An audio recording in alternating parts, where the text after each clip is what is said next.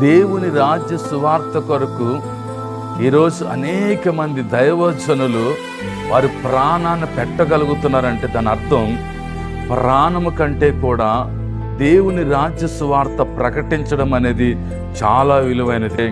నీకు ప్రకటించబడుతున్న సువార్త అది ఎంత విలువైనదో నువ్వు అర్థం చేసుకోవాలి. ఒక్కసారి ఆలోచించండి. ఒక సేవకుడు సువార్త కొరకు ప్రాణం పెడుతున్నాడంటే నీవు రక్షింపబడాలి, నువ్వు మారు మనసు పొందాలి, నీవు నిత్య జీవములో ప్రవేశించాలి, నరకము నుంచి తీర్పులో నుంచి బయటికి రావాలని దైవజనులైన వారు, సేవకులైన వారు వారి ప్రాణమును కూడా లెక్క చేయకుండా సువార్త ప్రకటిస్తున్నారు.